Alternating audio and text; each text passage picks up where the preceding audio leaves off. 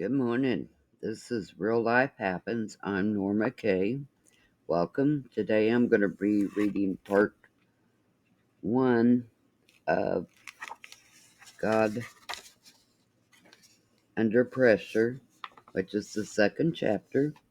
It's going to be read in three parts, so I hope you enjoy.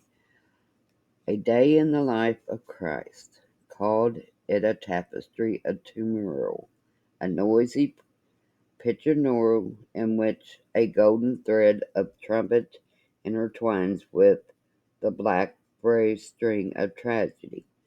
Call it a symphony of emotions, a sunrise to a sunset, or a chastenation of extremes. One score is brassy with embrace, the next moans with sorrow. On one page the orchestra swells in adoration. On the next one, Jesus souls the valley of the loneliness. Whatever you call it real. Call it a day in which Jesus experienced more stress than he will in any other day of his life, set aside from the crucifixion. Before the morning becomes evening, he had a reason to weep, run, shout, curse, praise, and doubt. From calm to chaos, the peace is perplexity. Within moments, his world is turned upside down. In the tapestry, though, there is one thread that sparkles, the sympathy that there is one song that soars. In the story, there is one lesson that comforts. You heard it before, but you may have forgotten it. Look closely, listen intensely, be reminded. Jesus knows how you feel. If you ever had a day in which you've been blessed, I'm not sure what that word is. Blitzkreged by demands. If you ever ridden a roller coaster of sorrow and celebrated. If you ever wondered if God in heaven can relate to you on earth, then read and reread about this pressure-packed day in in the life of Christ. Take heart, Jesus knows how you feel.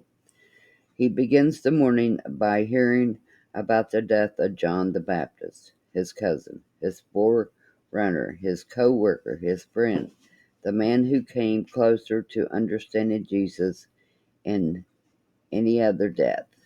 Imagine losing the one person you know better than anyone else, and you feel what Jesus is feeling.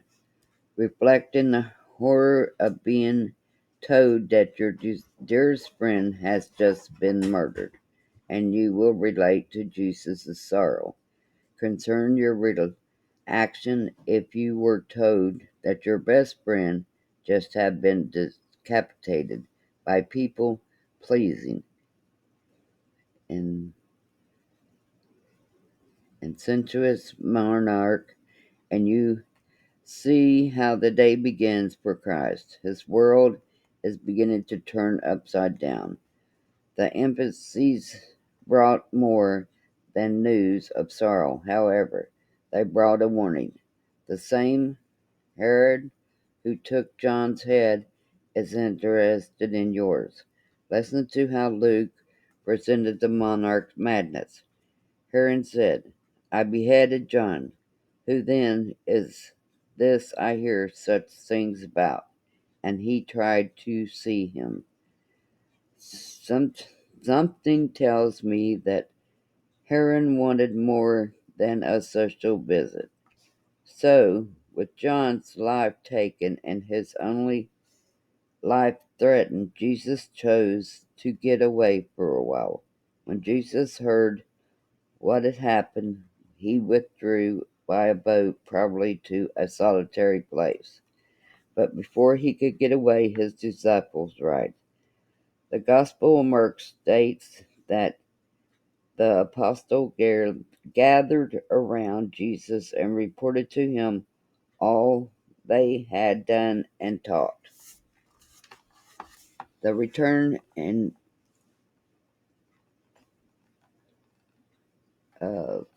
exhibit. Jesus had committed them to proclaim the gospel and authorize them with a miracle. They went out and preached that people should respect. They drove out many demons and anointed many sick people with oil and healed them. Can you imagine the excitement? Can you envision the scene? A reunion of 12 friends, a reuniting of the disciples with their teacher, a homecoming bubbling with testimonies. Peter describing a lame man as he healed, John telling the crowd he taught, Andrew recounting the deliverance of the epic. James related to Jesus how the crowd followed him wherever he went. Matthew reporting the healing of a blind one. Remember, these disciples were ordinary men. They weren't creators, scholars, kings, or saints. They were fishermen and tax collectors, common laborers who, by God's power, had taken a nation by storm. The emotion. Excuse me, I gotta get a drink.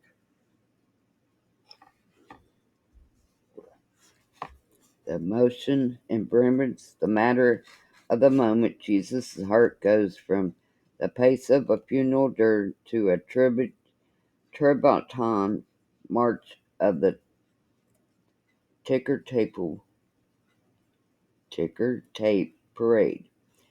And look who follows the disciples to locate Jesus. About 5,000 men plus women and children.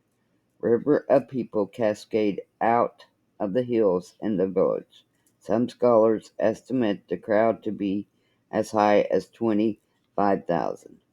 The swarm around Jesus, each with one desire, to meet the man who had empowered the disciples. What had been a calm morning now buzzes with activity. So many people were coming and going, and they did not even have a chance to eat. I have people demand my attention. I know what it is like to have a half a dozen kids wanting different things at the same time. I know the feeling of receiving one call with other people waiting impatient on other lines. I even know what it's like to be enriched by a dozen or so people making a separate request. But 25,000, that's larger than any city. No wonder the disciples couldn't eat. I'm surprised they could breathe. Alrighty, that's the first chapter of that one. So I hope you enjoy. Um, I will try to be back tomorrow. I can't guarantee anything right now until school starts back. But thank you for listening. Thank you for being here. And I appreciate each and every one of you. Love each and every one of you. And remember, God loves you. So you have a blessed day, and I'll see you on the next one. Bye, y'all.